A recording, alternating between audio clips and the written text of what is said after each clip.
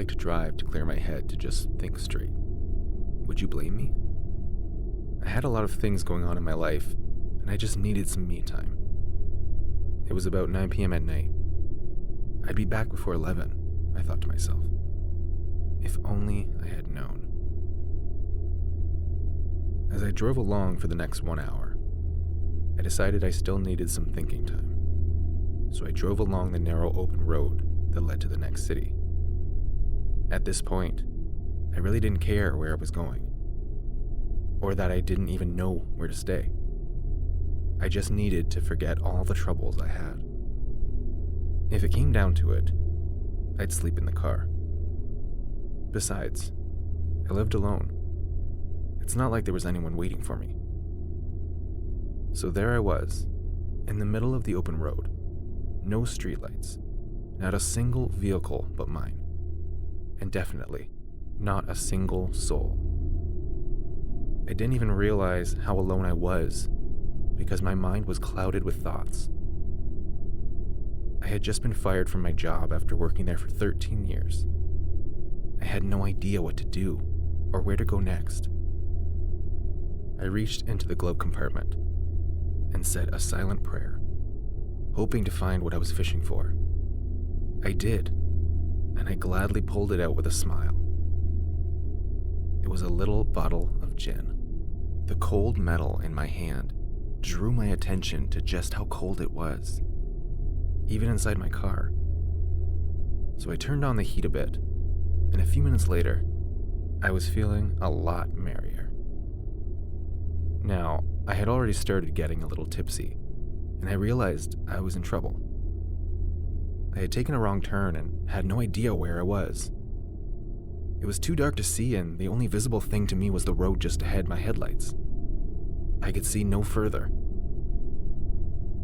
At this point, I started debating within myself whether to park by the side of the road and wait it out till morning, when I was sober and could see more clearly, or if I should keep driving till I find a motel.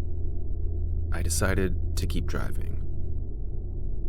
So, tipsy, worried, frustrated, and half blind, I sped through the narrow road to a destination I had no idea of. Hopefully, the road would lead me, I thought.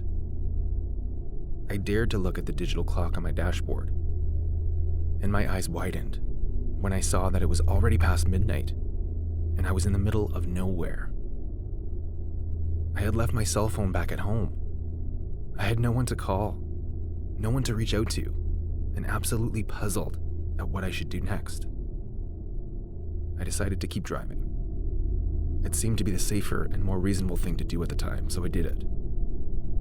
For the next 1 hour, I kept driving along.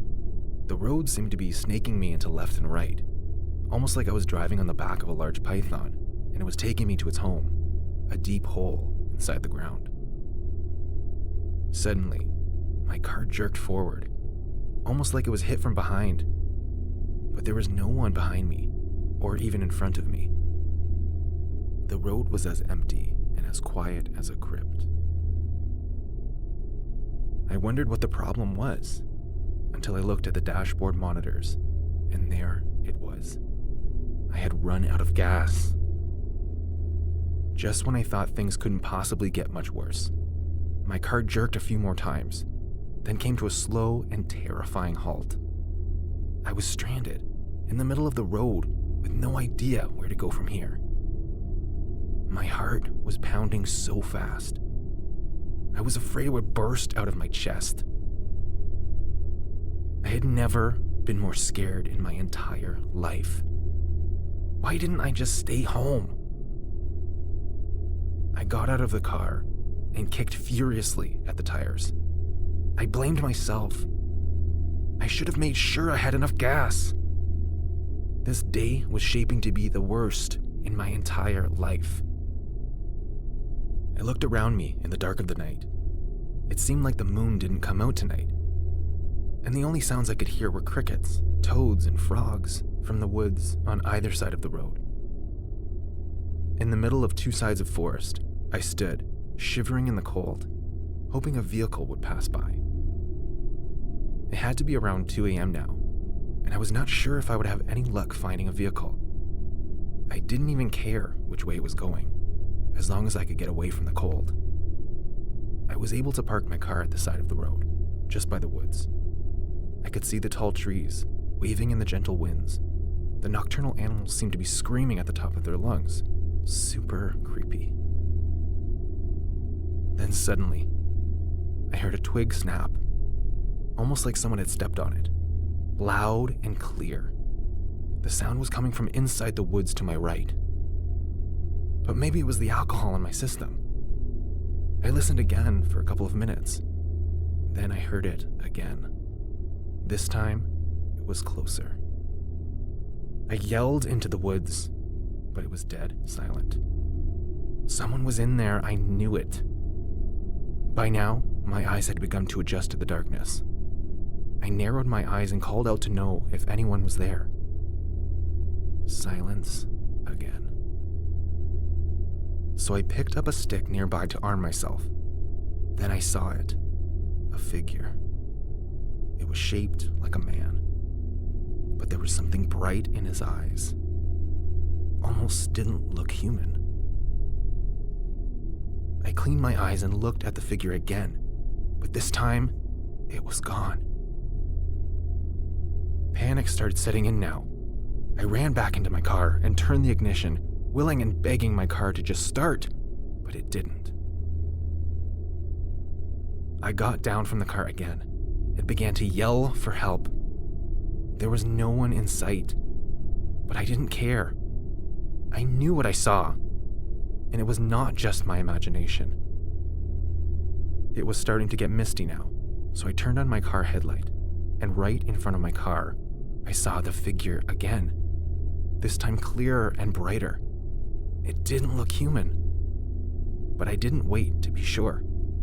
I ran the opposite way as fast as I could, but when I looked behind my shoulder, it was gone.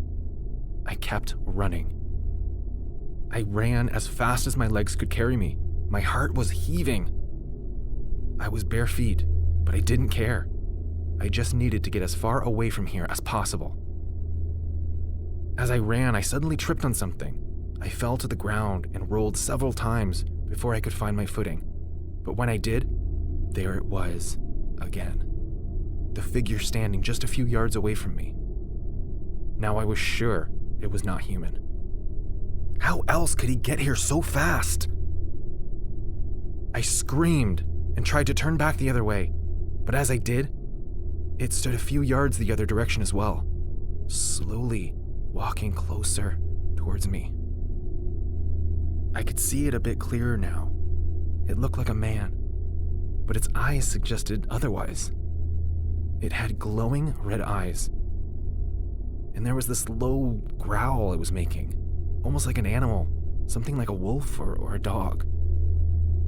As it made its way towards me, I was not sure if it was out of fear or because I was tired of running, but my legs were trembling so much, I could barely stand to my feet.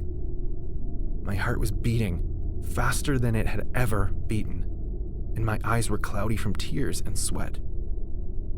I wasn't sure whether to beg or try my best to run again, but I tried to slowly crawl away as he followed.